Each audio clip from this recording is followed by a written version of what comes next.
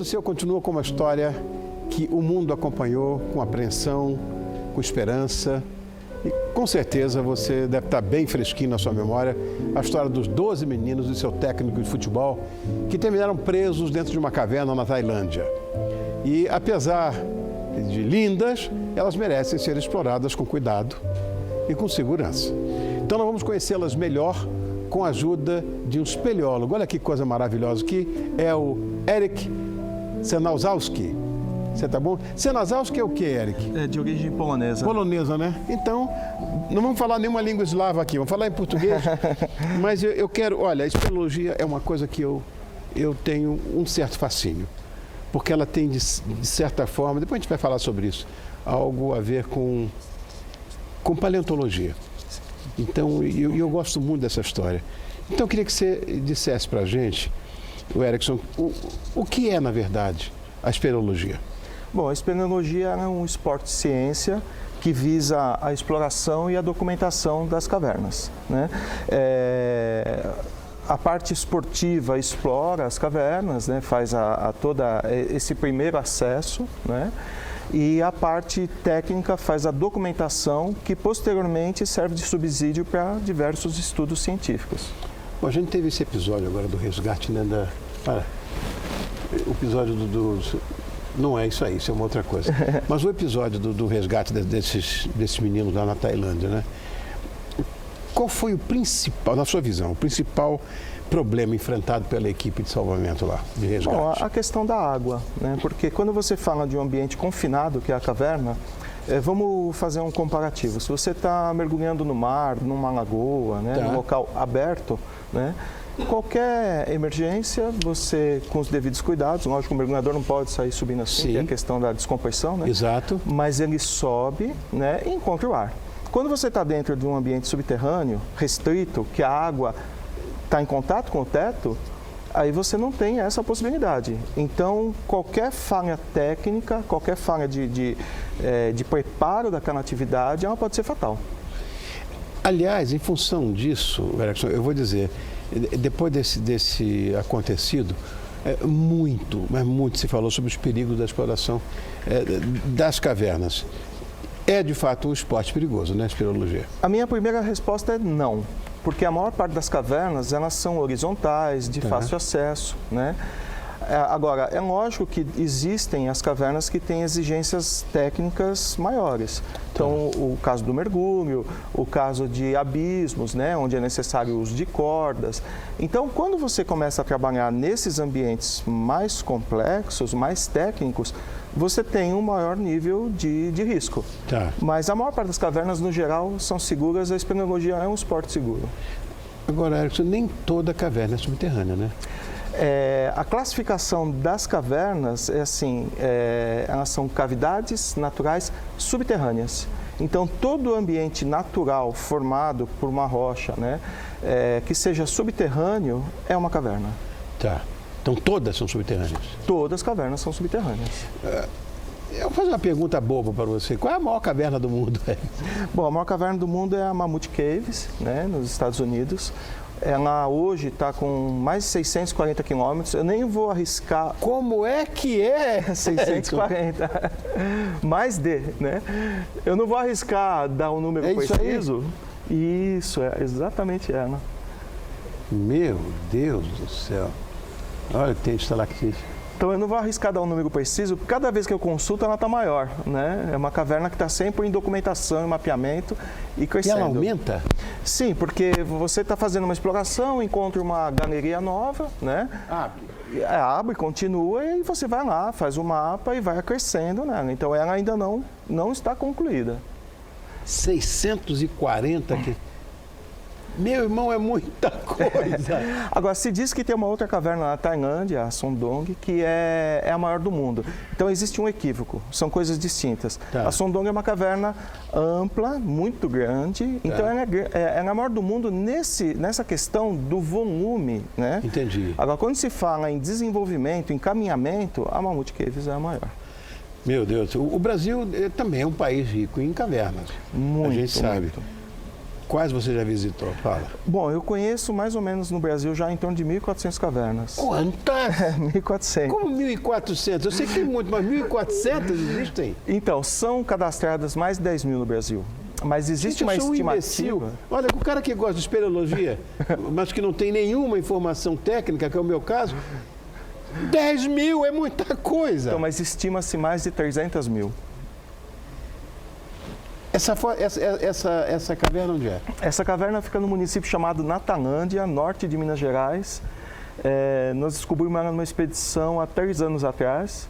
É uma caverna fantástica, né? O rio corta ela inteira. Ela não é muito grande, deve ter em torno de uns 500 metros só, mas uma caverna muito, muito bonita. Assim. 500 metros não é grande, né? Tá. E essa água é um rio subterrâneo? Isso. As cavernas estão sempre associadas à água. O que formou as cavernas é a água. Tá. Então, é um longo processo. Elas começam lá no subterrâneo, tá. Né? E aí elas vão evoluindo e crescendo. E sempre tem essa associação da água com a caverna. Isso aí parece uma coisa... Isso é Brasil? É Brasil, aí mas me parece uma coisa vulcânica. Então, na verdade, é que isso daí é o calcário já corroído. Então, o calcário é uma rocha solúvel. Tá. Então, ele vai corroendo e com ficando as intempéries, com as chuvas, com as tempestades. Mas não é? Olha aí. E aí, onde é que é? Isso é um estalagmite? Isso, essa é estalagmite. Olha o tamanho! Mas tem muito maiores, né? Essa é na Bahia, na Chapada Diamantina, no município de Iramaia. Agora, essas explorações, Erickson, são feitas sempre em grupos ou dá para ir sozinho? Não, então, uma regra que a gente tem é de ir no mínimo um grupo com 4 pessoas, né? Porque se existe algum incidente, né? Você tem pessoas suficientes para fazer, um lá chamar socorro, o outro ficar tomando conta da pessoa, né? Então, sempre grupos assim maiores, né? Uma outra coisa que eu tive que saber a seu respeito, que você já participou de descobertas. Vamos falar de entomologia. Você achou uma nova espécie de centopeia? Então, é assim. Na Chapada Diamantina, inclusive. Isso. A espeleologia é essencialmente uma atividade coletiva. Ela seria essa? Isso. Então, eu fui convidado para participar de uma expedição do Laboratório de Estudos Subterrâneos, da UFSCar, né? Eles têm uma equipe lá que estuda a fauna das cavernas, né?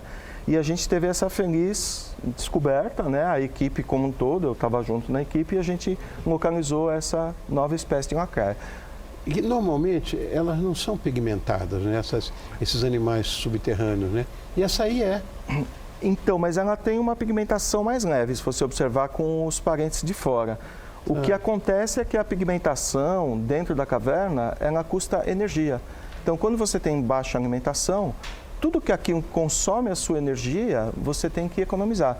Por isso que os bichos de caverna, às vezes, têm os olhos menores e por aí vai. Vamos falar, isso aí está certo, é entomologia pura, mas existem outros animais que a gente pode encontrar dentro de cavernas? Quais são? A gente fala muito de morcego. Os morcegos são os que mais comuns, assim, mas o morcego não é um animal de caverna, ele é um animal que utiliza a caverna como abrigo. Né? Tá. Agora, existem as espécies que são totalmente adaptadas ao meio subterrâneo e elas, então, vão se reproduzindo, elas perpetuam a vida delas dentro da caverna. Né? Existem peixes, aranhas, grilos, insetos de todos os tipos. É uma variedade muito grande. Salamandra. No Brasil a gente não tem, mas lá fora, na Europa, tem salamandras. Branquinhas, né? Algumas são até coloridas. Não necessariamente assim, todo bicho de caverna é cego e branco. Né? Então, algumas salamandras têm algumas branquinhas, mas tem algumas que são pigmentadas. Né? Agora, Erickson, eu falei no começo da minha paixão por paleontologia. Isso me levou a ter um carinho também pela espeleologia. Eu queria que você, que é mestre nessa história, dissesse de que forma a espeleologia e a paleontologia se conectam. Está totalmente associado, porque as cavernas sempre foi um abrigo natural, né? Então, às vezes o bicho vai lá para se abrigar, ou então algumas cavernas, elas são funis, como se fosse um funil. Então, às vezes o bicho está caminhando na mata, entra, escorrega, vai, cai, morre lá dentro. Então, é relativamente comum, assim, a descoberta de fósseis em cavernas.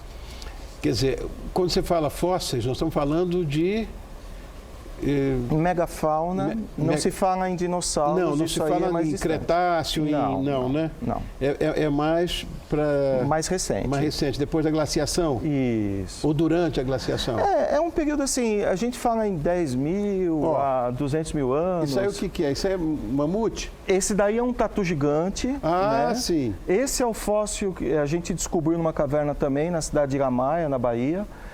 Perto da Chapada Diamantina, e esse daí é uma pata de um cavalinho extinto, que era um cavalo bem pequenininho, né? Dos primeiros mamíferos, né? Isso, e aquele tatu, ele hoje é o fóssil de tatu mais completo descoberto até hoje. Ele tem 98% dos ossos reunidos. Ah, sensacional. E deu para montar? Deu para montar. Esse fóssil está montado hoje no laboratório de paleontologia da UFSCar. Olha que legal, gente. E esse tatu gigante era nativo daqui, da América do Sul. Isso, nativo. É ele, a preguiça gigante, isso. Né? Megatério, né? Exatamente. Olha aí.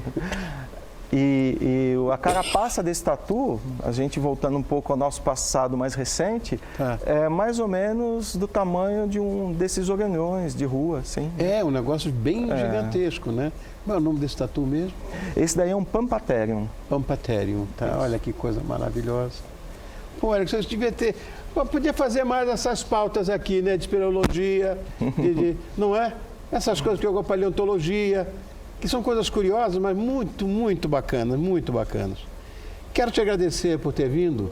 Eu que agradeço a oportunidade. Bom, imagina, a oportunidade é minha de te conhecer. Esse espeleólogo, que é o Erickson... Mas Sernawsky, não seria Sernawsky? É Sernawsky. Sernawsky, isso. Tá. Como é que a gente faz para entrar em contato com você? Bom, eu faço parte de um grupo chamado Grupo Pierre Martin de Espeleologia, aqui de São Paulo. Foi fundado em 1987.